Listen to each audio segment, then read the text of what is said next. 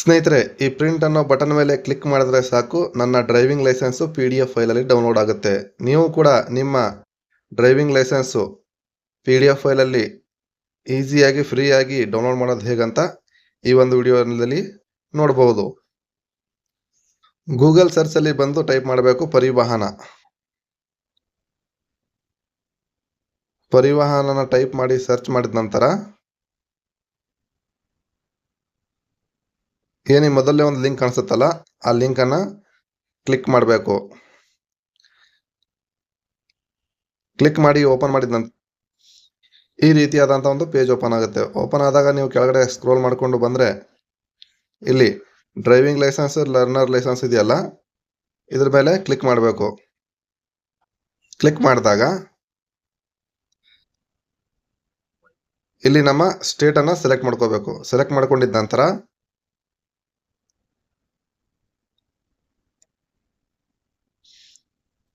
ಇಲ್ಲಿ ಅದರ್ಸ್ ಅನ್ನೋ ಆಪ್ಷನ್ ನಿಮಗೆ ನೋಡೋಕ್ಕೆ ಸಿಗುತ್ತೆ.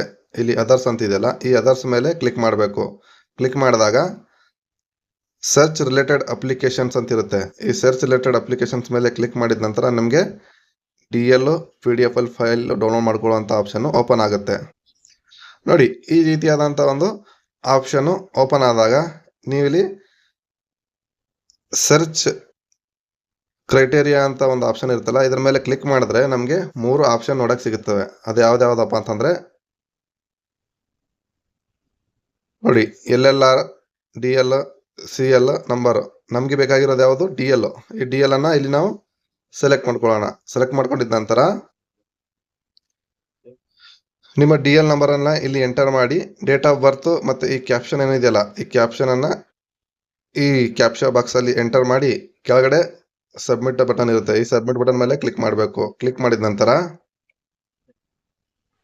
ನೋಡಿ, ಸಬ್ಮಿಟ್ ಬಟನ್ ಮೇಲೆ ಕ್ಲಿಕ್ ಮಾಡಬೇಕು. ಮಾಡಿದಾಗ ನಿಮ್ಮ ಅಪ್ಲಿಕೇಶನ್ಗೆ ಸಂಬಂಧಪಟ್ಟಂತೆ ಎಲ್ಲ ಡೀಟೇಲ್ಸ್ಗಳು ಮತ್ತೆ ಈ ಹಿಂದೆ ಆದಂತಹ ಅಪ್ಲಿಕೇಶನ್ ಟ್ರಾನ್ಸಾಕ್ಷನ್ಗಳು ಎಲ್ಲ ಇಲ್ಲಿ ನೋಡೋಕ್ಕೆ ಸಿಗ್ತವೆ. ಇಲ್ಲಿ ನಿಮ್ಮ application number, date of birth, ಹೆಸರು, ಡೇಟ್ ಆಫ್ ಇಶ್ಯೂ ಮತ್ತೆ ಫಾದರ್ಸ್ ನೇಮು, ಯಾವ RTO ಇಶ್ಯೂ ಮಾಡಿದೆ ಅದೆಲ್ಲ ಡೀಟೇಲ್ಸ್ ಇರುತ್ತೆ. ಮತ್ತೆ ಈ ಹಿಂದೆ ಸಲ್ಲಿಸಿರುವಂತಹ ಅಪ್ಲಿಕೇಶನ್ಗಳು ಇಲ್ಲಿ ಸೀರಿಯಲ್ ಆಗಿ ನೋಡಕ್ಕೆ ಸಿಗ್ತವೆ. ನೋಡು, ಇಲ್ಲಿ 1, 2, 3 ಅಪ್ಲಿಕೇಶನ್ಗಳನ್ನು ನಾವು ಇಲ್ಲಿ ಸಲ್ಲಿಸಿದ್ವಿ. ಇದು ಅಪ್ರೂವಲ್ ಆಗಿರೋ ಸ್ಟೇಟಸ್ ಇಲ್ಲಿ ನೋಡೋಕ್ಕೆ ಸಿಗುತ್ತೆ.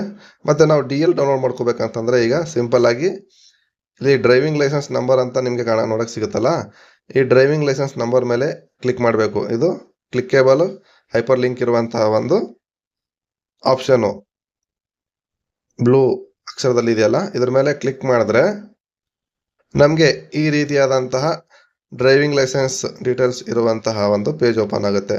ಇಲ್ಲಿ ನಿಮ್ಮ ಎಲ್ಲ ಡೀಟೇಲ್ಸ್ಗಳು ಫಿಲ್ ಆಗಿರ್ತವೆ.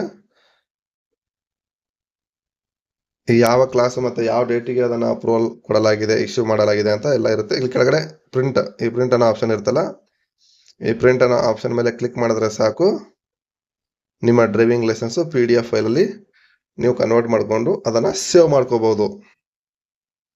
ಸ್ನೇಹಿತರೆ, ಈ ರೀತಿಯಾಗಿ ನಾವು ನಮ್ಮ ಡ್ರೈವಿಂಗ್ ಲೈಸೆನ್ಸನ್ನು PDF ಫೈಲಲ್ಲಿ ಸೇವ್ ಮಾಡಿಕೊಂಡು ಡೌನ್ಲೋಡ್ ಮಾಡ್ಕೊಂಡು ಇಟ್ಕೋಬಹುದು.